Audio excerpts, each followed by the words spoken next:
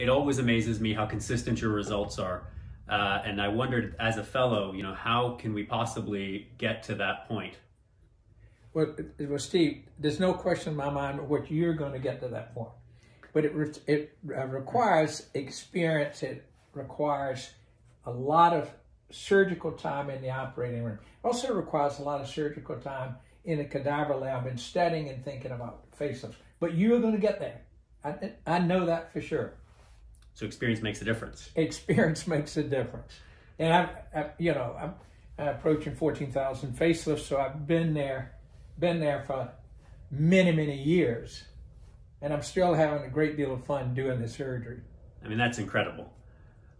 Maybe you can answer a question for me. I've been seeing a lot online about deep plane facelifts. Can you just explain the difference between a deep plane facelift and what a SMAS facelift is? Yeah, absolutely. First of all, in order to explain the difference, you've got to understand the anatomy of the face.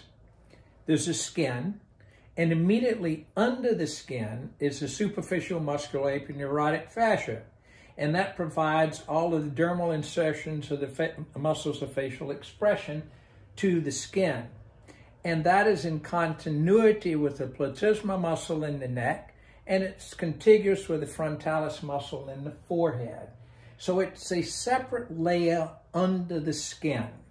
And the aging process involves the skin, it involves the SMAS, it involves the fat. 50% of the facial fat is superficial to the SMAS itself.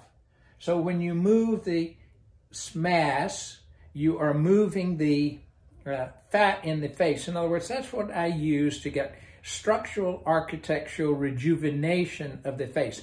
But I am always in the deep plane. Deep plane simply means that your dissection is under the SMAS.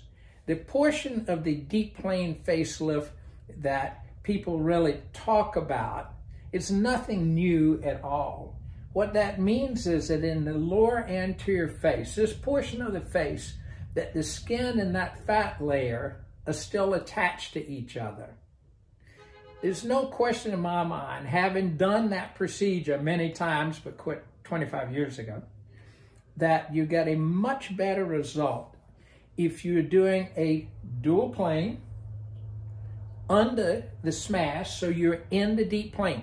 Every facelift I've done since October of 1976 has been in the deep plane. That means under the SMAS. But it's a dual plane deep SMAS procedure that permits me to contour the underlying foundation separately from the skin. Stop and think about it. Simple terms. You're going to make up your bed. The duvet is wrinkled on the top. The linens are wrinkled underneath. If you're just pulling up your top cover, which is what happens if you're pulling up the skin with all the fat attached, you're relying on your duvet, the top layer, to hold up that skin underneath, the tissue underneath, the SMAS underneath, the fat underneath, that people talk about as giving them the result with a deep plane facelift.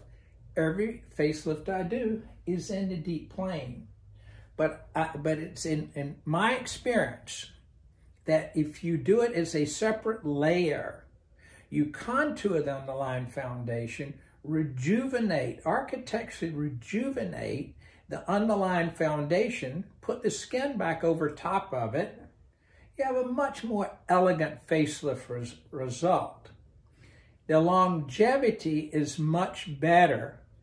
And there are very few people doing facelifts in this country at this point in time who have been doing it as many years as I have.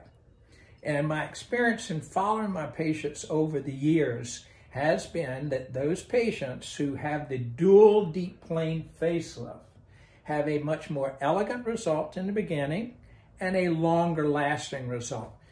When you do it as a composite with all of the fat still attached to the skin, it looks great 1 year, 2, 3 years, but the weight of that fatty tissue underneath that you're now depending on the skin to hold up, begins to sag there. I've got patients I operated on 20 years ago who look better than we did when we met them.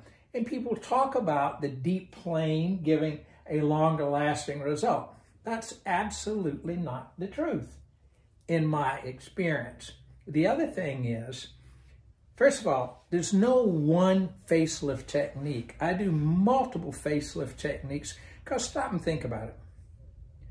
Look at the next 10 people you see and tell me if you think that the same facelift technique would be appropriate for every individual.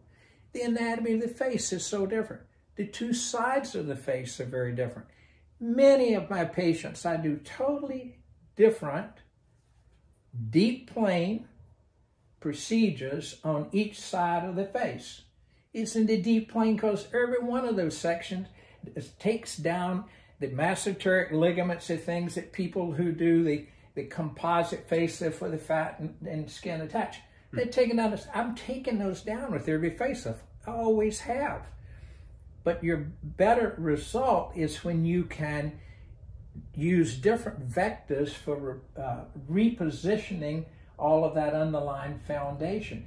In other words, to get the most elegant contour of the face, the vector for the lifting of the skin in the majority of patients needs to be different than the vector of the lifting of the underlying foundation. Skin, underlying foundation, huge percentage of patients need different vectors of lifting. So I've seen you manipulate the skin and the SMAS independently, but how do you avoid getting a lateral sweep? Well, a lateral sweep is really a poorly done operation. This has nothing to do with doing the SMAS procedure as a separate layer, or it's a matter of failure to undermining the skin over the area of the face that's had traction by pulling on the deep layer. In other words, if you've got skin attached along here, have not released it, and you pull on that SMAS, back to the analogy of the bed coverings, if you pull on the sheet under the duvet, what happens? You're going to wrinkle your duvet on top. So the lateral sweep is just poorly done procedure. It has nothing to do with the technique. If you do the technique correctly, the whole face and cheek will be smooth. So that's just poor surgery. Gotcha. In my opinion. Okay, I understand that experience makes a difference, but what are other important parts of becoming a great facelift surgeon? Well, Steve, you're going to be a great facelift surgeon. No question in my mind about that. One, study the anatomy of people's faces. Everyone you meet, study the anatomy of their face.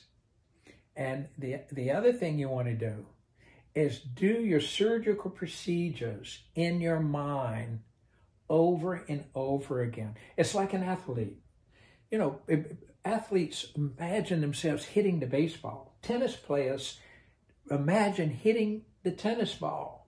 Pitchers imagine pitching into the strike zone. Do those procedures over and over in your mind. Steve, after the thousands of facelifts I've done, I never go to the operating room that I have not mentally done the operation on that individual patient, so that I know when I go in the operating room what I'm going to do. I think about the anatomy. Often people ask me, well, on a scale of 1 to 10, how complex is my case? Or some question that's very similar to that. In my opinion, every operation I do on a 1 to 10 is a 10 until the bandage is on, the surgery is over. So never lose focus. But mentally doing that surgery is extremely important. I do that in every operation I do. I do every rhinoplasty in my head over and over. I've studied the anatomy of that patient's nose. I've done those procedures in my head before I put a knife on the patient. I think that's very important. The other thing is, when you are doing your surgical procedure, You've got to be in the deep plane. You've got to be on the superficial musculoaponeurotic system. You've got to do the ligamentous release that people talk about like that's something magical, like it's brand new, whatever. I've been doing that forever. I've been doing ligamentous release, taking down the ligaments in the face that hold the anatomy of the face. So you take those down so you can move the face to contour it the way you want to. There's nothing unique, more dangerous about that at all. I've been doing it forever. Well, thanks, Dr. Aston. That's very helpful. You're very welcome.